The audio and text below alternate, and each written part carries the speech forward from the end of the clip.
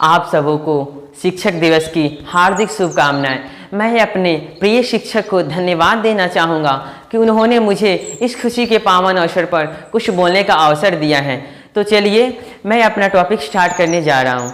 आज का मेरा टॉपिक है शिक्षा। शिक्षा से रिलेटेड मैं आप लोगों को कुछ खास बातें बताने जा रहा हूँ, तो कृपया करके आप इसे ध्यान से सुनें जिससे कि आपको इससे कुछ लाभ प्राप्त हो।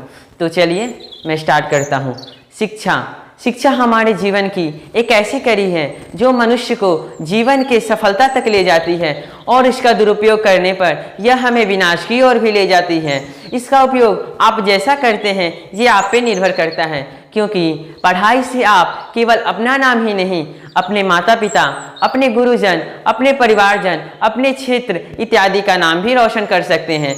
आपने कुछ व्यक्तियों को देखा होगा कि वे इतना मेहनत करते हैं, दिन रात मेहनत करते हैं, कठिन परिश्रम करते हैं, तब जाकर वे अपने लक्ष्य को प्राप्त कर पाते हैं। उन्हीं में कुछ व्यक्ति ऐसे भी होते हैं जो कठिन परिश्रम करते हैं, दिन रात मेहनत करते हैं, तब जाकर भी उन्हें अपने लक्ष्य की प्राप्ति नहीं हो पाती है, क्योंकि वे पढ़ते तो हैं, वे अपने पढ़ाई के लिए तथा अपने लक्ष्य के लिए एक समय सीमा निर्धारित नहीं किए हुए होते हैं। उन्हें पता है कि उन्हें अपने लक्ष्य को पाना है, लेकिन कब तक पाना है या कैसे पाना है उन्हें यह पता ही नहीं होता है। तो मैं आप सबों को यह बताना चाहूँगा कि आप अपने लक्ष्य के लिए सर्वप्रथम एक समय सीमा निर्धारित कीजिए। बिना समय सीमा निर्धारित किए आप अपने लक्ष्य को प्राप्त नहीं कर पाएंगे। जब आप अपने लक्ष्य के लिए एक समय सीमा निर्धारित कर लेंगे तब आपको अपने लक्ष्य को पाने में आनंद भी आएगा और आपको आसानी से अपने लक्ष्य की प्राप्ति भी हो जाएगी। मान लीजिए कि आप कहीं ट्रेन से जाने वाले हैं, उस समय आपके पास टिकट नहीं है, तो आप उस समय टिकट के लिए टिकट काउंटर पे जाते हैं और बोलते हैं मुझे कहीं का भी टिकट दे दीजिए। तो क्या उस समय वो आपको टिकट देगा? नहीं ना। ठीक उसी प्रकार हमें एक निश्चित स्थान का पता बताना पड़ता है, तब जाकर हमें वो टिकट देता है।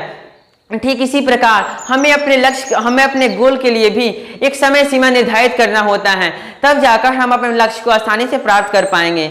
हम जानते हैं कि यहाँ पर उपस्थित सभी व्यक्ति कोई ना कोई गोल अवश्य रखे होंगे। कोई डॉक्टर बनना चाहता है, तो कोई इंजीनियर बनना चाहता है, कोई आईएएस बनना चाहता है, तो कोई टीचर बनना चाहता है, इत्यादि सभी व्यक्ति कोई ना कोई लक्ष्य अवश्य रखे होंगे। तो मैं आप सबों से यह कहना चाहूँगा कि आप सर्वप्रथम अपने लक्ष्य के लिए एक समय सीमा निर्धारित कीजिए कि आप आगे आने वाले 4 साल, 5 साल या 6 साल के अंदर आप अपने लक्ष्य को प्राप्त कर लेंगे। आप अपनी योग्यता अनुसार आप अपने लक्ष्य के लिए एक समय सीमा निर्धारित कीजिए, क्योंकि जब तक आप अपने लक्ष्य के लिए समय सीमा निर्धारित नहीं करेंगे तब तक आप अपने लक्ष्य को प्राप्त नहीं कर पाएंगे। आप अपने लक्ष्य का एक तस्वीर अपने कमरे में अवश्य लगाएं, जिससे कि जब भी आप उस तस्वीर को देखें या जब भी आप कमरे में प्रवेश करें या जब भी आप कमरे में स्टडी करने बैठे या जिस कमरे में आप ज़्यादातर समय व्यतीत करते हो उस कमरे में उस तस्वीर को लगाएं, और जब भी उस तस्वीर पर आपका ध्यान जाए तब भी आपको प्रेरणा मिलती रहे कि मुझे इस लक्ष्य को पाना है, मुझे इस लक्ष्य के लिए मेहनत करना है, इसके लिए मेरे पास समय नहीं है, मैं कितनी जल्दी हो सकूं कि मैं अपने लक्ष्य को प्राप्त कर पाऊं। इतनी ज़्यादा फिक्र तभी होगी जब आप अपने लक्ष्य को बार बार देखेंगे और आप अपने लक्ष्य को पूरी दुनिया को बताइए कि जब तक ये दुनिया आपके लक्ष्य को नहीं जानेगी तब तक आपको अपने लक्ष्य को प्राप्त करने में बहुत मुसीबतें आएंगी। और जब आप अपने गोल को पूरी दुनिया को बता दीजिएगा तब ये दुनिया आपको अपने गोल की ओर प्रेरित करेगी। जितनी फिक्र आपको अपने गोल की नहीं होगी उतनी फिक्र ये दुनिया आपकी गोल की फिक्र करेगी। तब ये दुनिया आपको प्रेरित करेगी कि नहीं, आपको अपने लक्ष्य को पाना है, आपको अपने लक्ष्य की ओर मेहनत करना है, जिससे कि आप भी प्रेरित होंगे और आपको अपने लक्ष्य को पाने में आनंद भी आएगा। अब कुछ व्यक्ति ऐसे भी होते हैं जो पढ़ाई करने बैठते हैं और पढ़ते समय उन्हें नींद आने लगती है। तो मैं आप सबों से कहना चाहूँगा कि आप जब भी पढ़ाई करने बैठिए आप एक टारगेट रखिए कि आज हम 1 घंटा पढ़ेंगे, 1.5 घंटा पढ़ेंगे और उसके अंदर 40 प्रश्न, 50 प्रश्न याद कर लेंगे। जब आप ऐसे टारगेट लेके पढ़ने बैठिएगा उस समय आपको नींद नहीं आएगा, क्योंकि मैंने ये खुद पे ट्राई कर रखा है। क्योंकि मुझे जब भी नींद आता था मैं एक लक्ष्य लेकर पढ़ने बैठता तो मुझे नींद नहीं आने लगती। इसलिए मैं आप सबों से ये बताना चाहता हूँ कि आप भी ऐसा करिए जिससे कि आपको नींद ना आए। अब नींद आने का एक साइंटिफिक रीजन भी होता है कि जब आप पढ़ाई करने बैठते हैं उस समय आपकी आईज और माउथ ही केवल वर्क कर रहे होते हैं, आपके मसल्स मूव नहीं कर रहे होते हैं, इस कारण से भी आपको नींद आने लगती है। तो मैं आप सबको कहना चाहूँगा कि आप जब भी पढ़ाई करने बैठिए आप एक कलम और एक नोटबुक अपने साथ लेकर बैठे कि जब पढ़ते समय आपको नींद आए आप उस कलम और कॉपी पे अपनी याद को ही बातों को या आप जो बोल रहे हैं उन बातों को नोटबुक में नोट करते रहें, जिससे कि आपके मसल्स मूव होते रहेगा और आपको नींद भी नहीं आएगा।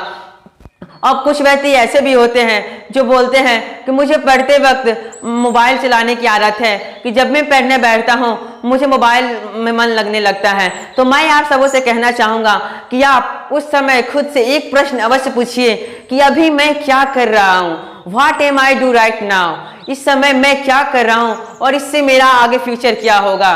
कि जब आप स्वयं से जब तक प्रश्न नहीं पूछेगा तब तक आप अपने लक्ष्य को प्राप्त नहीं कर पाएगा। जिस दिन आप स्वयं से प्रश्न पूछने लगिएगा उस दिन आपको कहीं भी मन नहीं लगेगा, केवल आपको आपकी स्टडी पर ही ध्यान आएगा और आप किस प्रकार पढ़ेंगे और आप अपने लक्ष्य को प्राप्त कर लेंगे, यही सारी बातें आपके दिमाग में चलने लगेगी। आप जब सफल बन जाइएगा और एक शॉप पे जाइएगा कुछ खरीदने के लिए, तब आप कुछ प्राइस देकर शॉप से सामान नहीं खरीदिएगा।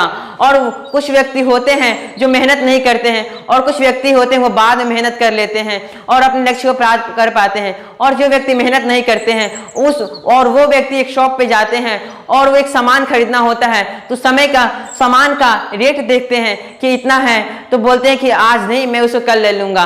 तो इससे आपको फर्क दिख जाएगा कि हमें अपने लक्ष्य के लिए मेहनत करना है कि नहीं करना है।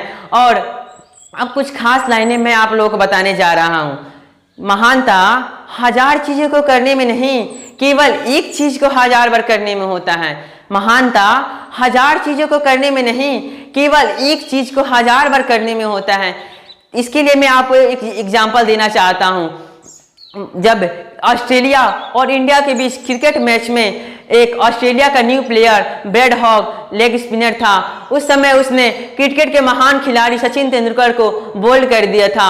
और उस समय वो इतना खुश हुआ कि उसकी खुशी की कोई सीमा नहीं थी। उस समय का वो एक तस्वीर लेकर सचिन तेंदुलकर के पास ऑटोग्राफ लेने के लिए गया था।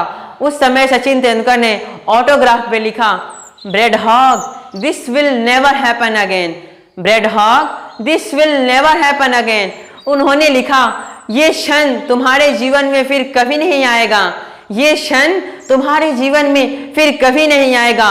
उसके बाद सचिन तेंदुलकर ने अपने क्रिकेट का इतना अभ्यास किया कि वो उसके बाद ब्रैड हॉग उसके सामने 45 बार आया था, फिर भी वह उसे आउट ना कर सका। इसलिए कहा जाता है कि आप अधिक कार्य ना कर थोड़ा ही कार्य कीजिए, लेकिन वो उस कार्य को इतने अच्छे से कीजिए कि कोई भी व्यक्ति देखे तो कहे कि हाँ ये कार्य इतना अच्छा हुआ है, और आपको प्रोत्साहन मिलते रहे कि आप कुछ अच्छा कर जाएं। और आप अधिक सवाल ना पढ़कर थोड़ा ही सवाल पढ़ें, लेकिन उस सवाल को ऐसे पढ़ें कि आपको जब भी उस प्रश्न को पूछा जाए आपको याद हो। आशा करता हूं कि मेरी कही हुई बातों से आपको कुछ लाभ प्राप्त हुआ हो। तो चलिए, जय हिंद, जय भारत।